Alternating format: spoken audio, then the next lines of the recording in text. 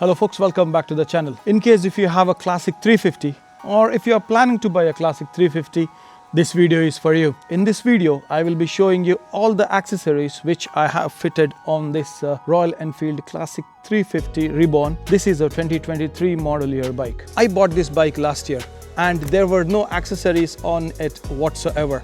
So I spent a lot of money and I have made this bike my own.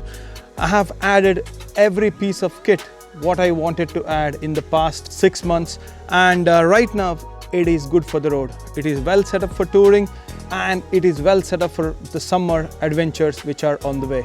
So I will go through each and every accessory and I'll tell you the price for it as well. So the first accessory which I added was this touring footrests. So a pair of these were 65 euros or 56 pounds. I bought all these accessories from Hitchcocks Motorcycles apart from a couple of them. So I will mention them while I go. And they add to the comfort a little bit. The standard foot pegs are a bit narrow. These ones are kind of touring. You get more footprint on these. So they're nice. They're very comfortable. And I've used them on several rides right now and I particularly like them. Are they a must in this list?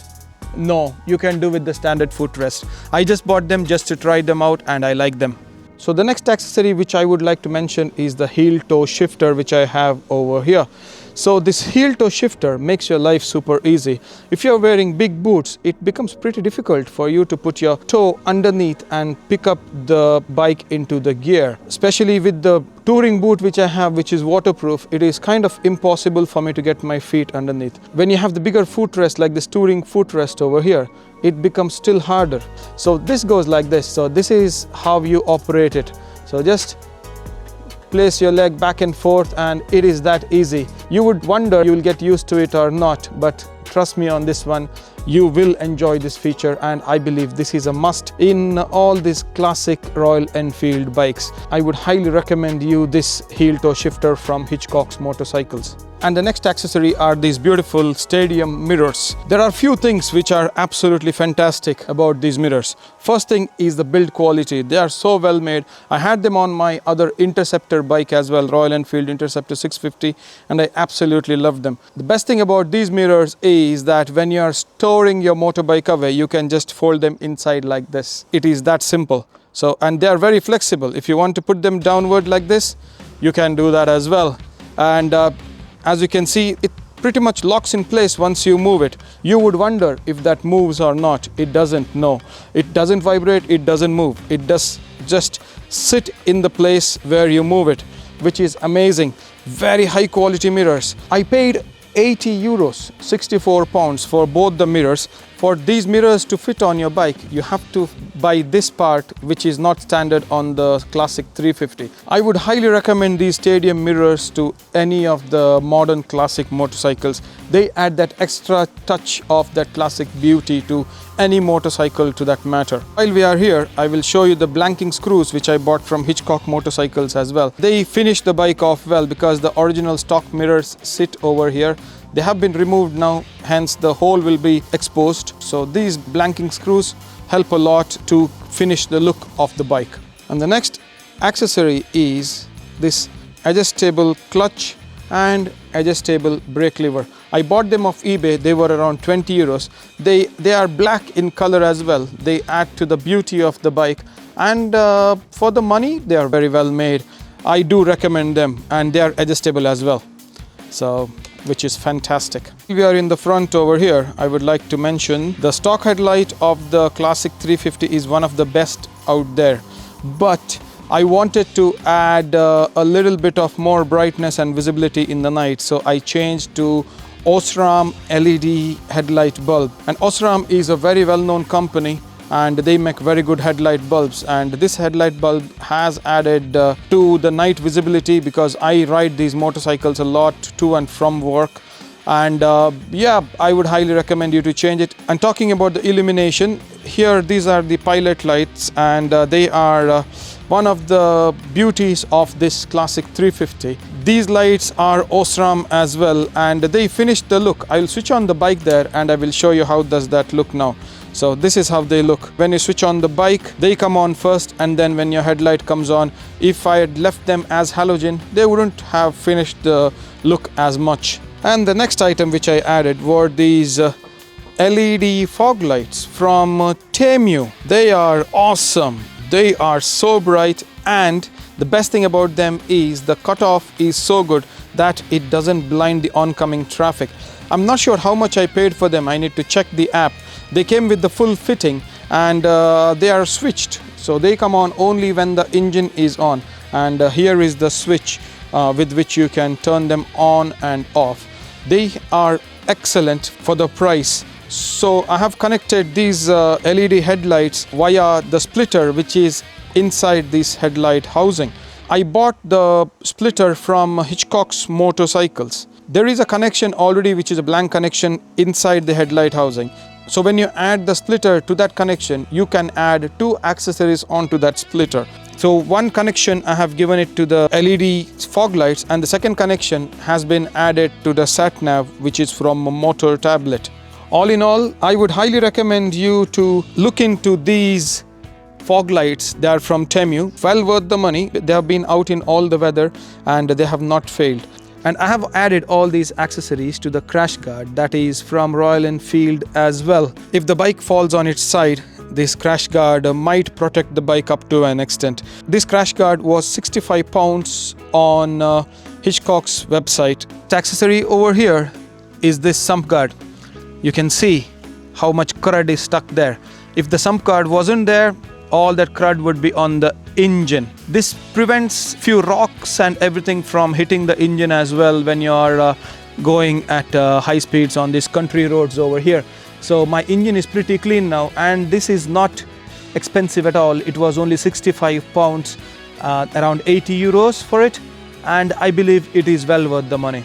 And the next accessory is this bag. There are 2 bags on either side, as you can see. These bags are excellent. I ordered these bags from India on eBay, and yeah, they are a bit rusty in places over here, but they are surviving. They have been out in all sorts of weather, and they are waterproof. I paid 143 euros for these both bags, and the pannier racks as well, or the saddle stays. They are pretty well made. There is a bit of corrosion in some places because of the fact that this bike has lived in the rain for some time. When I go to work and back, I'll show you inside the bags of how they look inside. These bags are quite waterproof as well because they have a membrane inside. So there is a roll top. This is how you open the bag, and pretty good.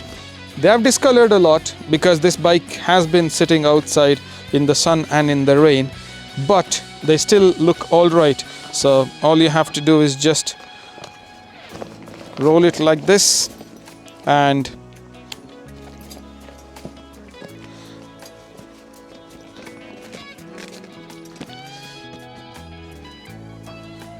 you secure the strap this way.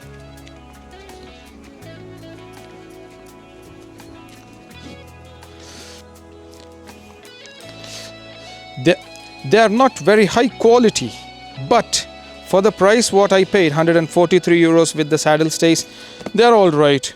They do work, and I can carry my camera equipment on these bags. And the next accessory what I have on my bike is this rack to carry extra luggage on the back. It is very practical. I tie my tent on this rack, and I put one more duffel bag on top. These bags on the side over here, they can't carry much of stuff.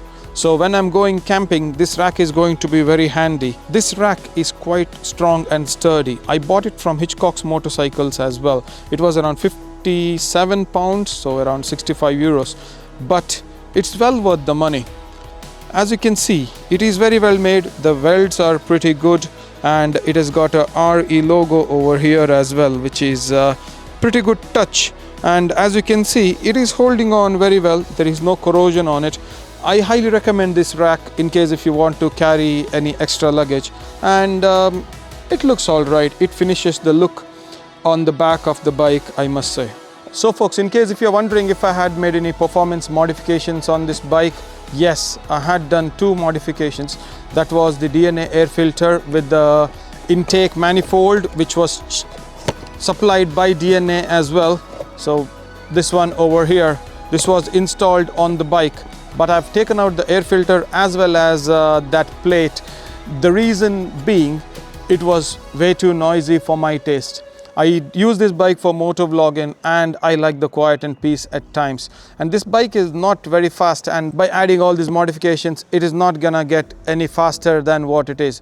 Yes, there was a little bit of difference in torque, but the noise what it created, I absolutely hated it. Hence, I have taken out this DNA plate as well as the air filter, and it's sitting in the garage right now. I had the exhaust which I ordered from eBay as well, and that exhaust was from India. It sounded sweet, it was making some level of noise, and it was quite light. I think it was around 1.5 kgs, which was fabulous.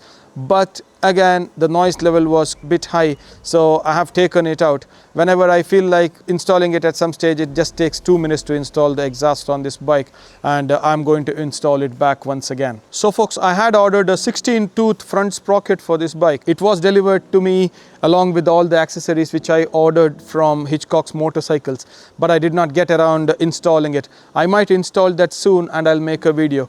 The only advantage of installing a 16-tooth sprocket is that the bike will rev at a lower RPM at higher speeds. So this 16-tooth front sprocket will make a difference to such a small capacity motorcycle, especially when it is cruising at highway speeds. And a lot of people had asked me, why don't I change the seat to the comfort seat? To be very honest with you, I ride a lot, and I think my bottom part is well used to all the riding which I've done over the past few years, and I don't feel any difference. I like this seat.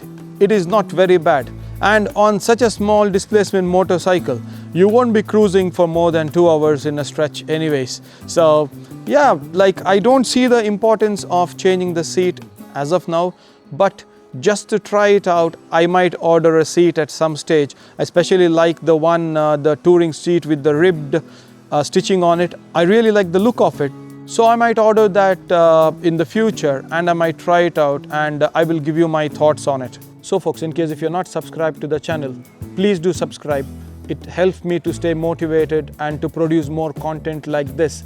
It's absolutely free. It costs you nothing. I calculated last night how much I spent on this bike just for the accessories. Not fitting, because all the accessories were fitted by me. So only for the accessories, I spent 860 euros.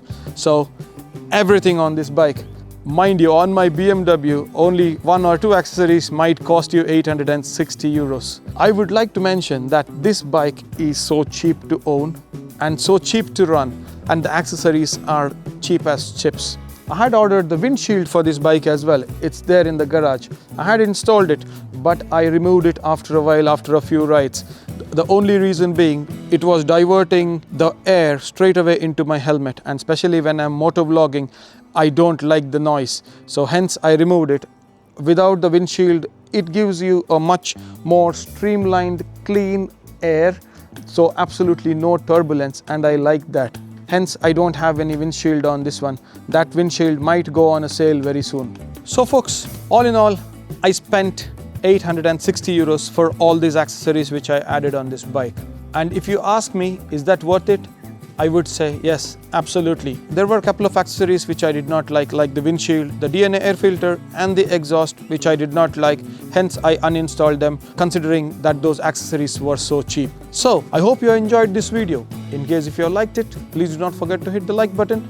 And if you have any questions, please do mention them in the comment section below, or you can get in touch with me on Instagram, that is Rides with Richie, and I will answer any of those questions. Ride safe. I'll see you in the next one. Cheerio.